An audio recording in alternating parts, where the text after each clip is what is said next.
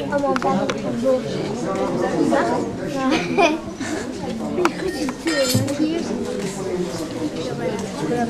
C'est là.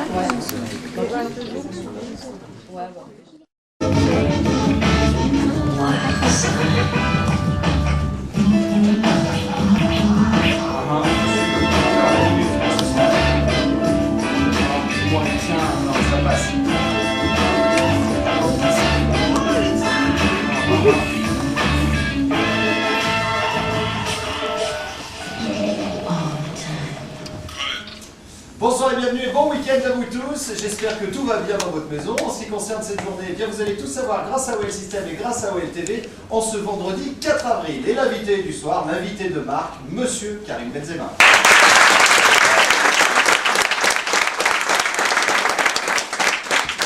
Merci Karim de ta disponibilité. Parce qu'à chaque fois que je t'invite, tu me dis très souvent oui, et ça fait plaisir. Non, ouais, ça fait plaisir, surtout qu'il y a beaucoup de monde qui est venu me voir. C'est vrai. Je suis content. Et pour la petite histoire, vous êtes des privilégiés parce que je pense qu'on a refusé à peu près 200 personnes. Voilà. Donc vous pouvez vous applaudir.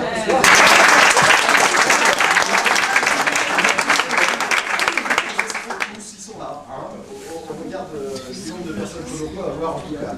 Karim, est-ce que tu pourrais jouer dimanche? Physiquement, oui, parce que j'ai fait une bonne préparation avec Robert. Maintenant, après, il faut toucher le ballon.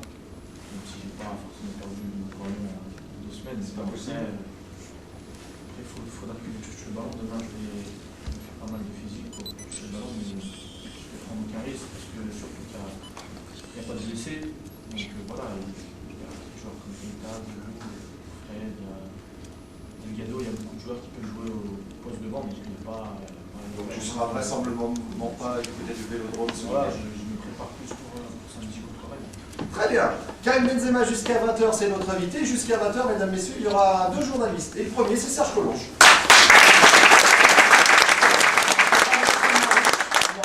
Greg Coupet, dans moins d'un quart d'heure au téléphone, on vous expliquera pourquoi dans un instant. Voilà, donc on va parler d'entraînement, de la journée, on aura une interview à l'intérieur. On aura aussi un premier duel de ce match de Marseille, c'est ça, entre Papu et Jean-Michel Aulas, on va les entendre tous les deux. Puis on aura aussi des nouvelles, des féminines qui sont parties du côté de la Suède, du côté de Ouméa.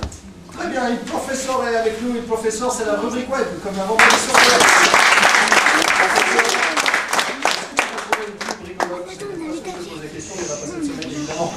C'est toujours comme ça. Ouais, il n'y a pas cette semaine, mais il y a un but énorme, énormissime. Je vais vous annoncer une grande nouvelle pour vous donner, puisque dans quelques années, l'OL risque bien de retrouver sur sa route un autre club de Lyon.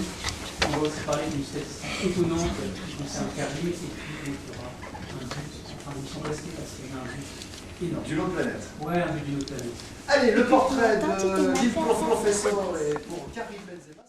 Dans les portraits, on va voir s'il continue. On dit pour la pub, c'est à chaque fois qu'il dit ça. Ça marche pas. On y va. Karim, ce n'est pas pour rien qu'on m'appelle le professeur, c'est notamment parce que je suis un garçon consciencieux. J'ai donc commencé ce portrait, c'est vrai, ça a l'air. On n'est absolument pas d'accord avec vous. J'ai donc commencé ce portrait mercredi soir devant la télé, devant le match du PSG. Alors vous allez me dire que le PSG comme source d'inspiration pour faire le portrait de Karim Benzema, on a déjà vu choix plus judicieux, mais justement, en regardant PSG Strasbourg, je me suis rendu compte de la chance que nous avions, nous, à Gerland, de te voir évoluer.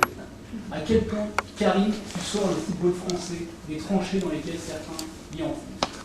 Et en regardant Paul Le Guen sur le banc du PSG, j'ai compris que je ne devais pas être le seul à penser ça. Il n'avait pas le même regard, Paul, le 15 janvier 2005, lorsqu'il lança à la 77e minute de jeu un gamin d'à peine 17 ans, flanqué du numéro 33. Il ne te fallut que 10 minutes, Karim, pour délivrer la première passe décisive de ta carrière à Brian Gabounou. Car Karim n'est pas patient, c'est là son moindre défaut, il n'aime pas attendre, ou peut-être trouve-t-il qu'on voit tellement mal le jeu du banc de touche qu'il fait tout pour ne pas y rester.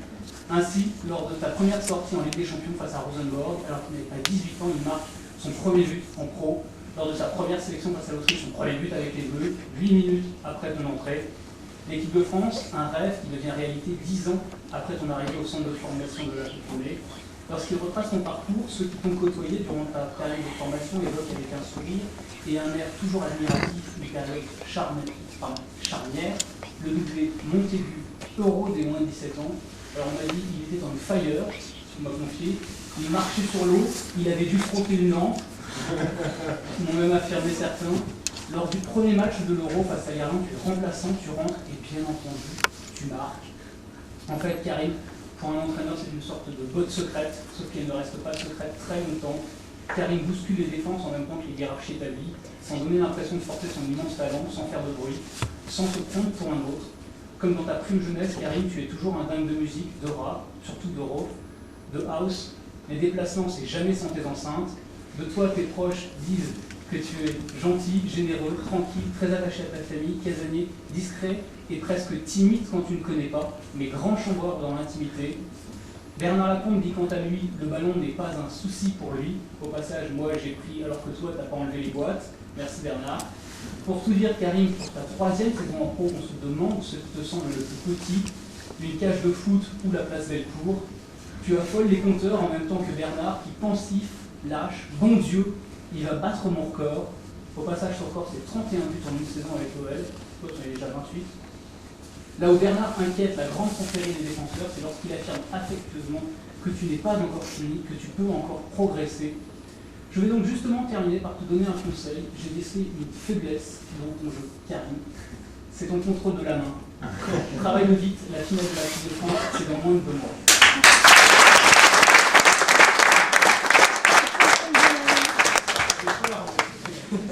Il avait vachement peur, Karim.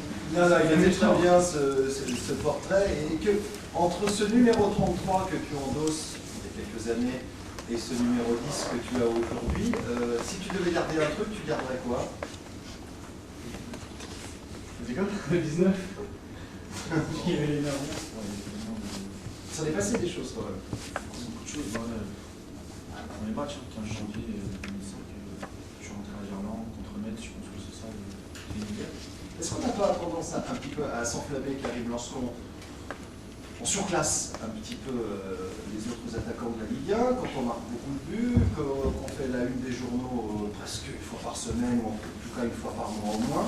Est-ce que par moment, c'est pas un petit peu dangereux finalement, quand on a seulement 20 ans et qu'on a envie de jouer comme ça? Tu supportes pas de pas jouer, hein, ça se voit. Ne me dis pas que c'est pas vrai, les autres, machin. Non, mais moi quand je supporte pas de jouer, parce que ça fait 3 ans que j'ai signé avec moi, j'ai tellement été sur le banc à chaque fois que là j'ai eu la chance de gagner ma place en travaillant beaucoup, et aujourd'hui c'est vrai que je ne pas être sur le banc. Maintenant, après s'il y a de la concurrence et je dois être sur le banc, je le ferai, mais M'étonne pas. j'aime pas.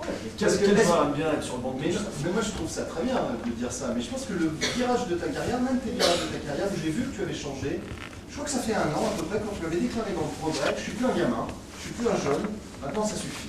Je me suis dit là, ou il prend beaucoup de risques et il va se mettre tout le monde à dos, ou alors maintenant il va falloir qu'il assume. Pour le coup, ça t'a donné raison.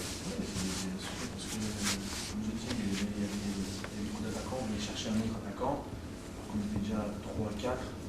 Voilà, j'ai pris une responsabilité à dire des paroles, derrière j'ai assumé, c'est bien. Maintenant, je continue toujours à travailler, à gagner ma ligne de conduite et à aller le proposer. Comme tu es énormément sollicité par la presse, par la radio, par la télévision, etc., par moment, lorsque tu réponds à des interviews à la sortie des matchs, entre deux portes de couloir, etc., tu rentres chez toi en te disant putain, j'espère que j'ai pas dit une connerie là, machin, parce que c'est dur de gérer ça. C'est dangereux, c'est dangereux. Des fois, je peux dire une petite phrase comme ça, et dans mes mains, c'est sur le banc, sur l'équipe, n'importe où. Donc, ouais, faut faire attention à ce qu'on dit. Moi, je fais attention à ce que je dis, et non, j'ai fait mon carrière. Très bien, on va regarder ce qui s'est passé du côté de l'entraînement, Sergio, si tu veux bien. On va regarder d'abord quelques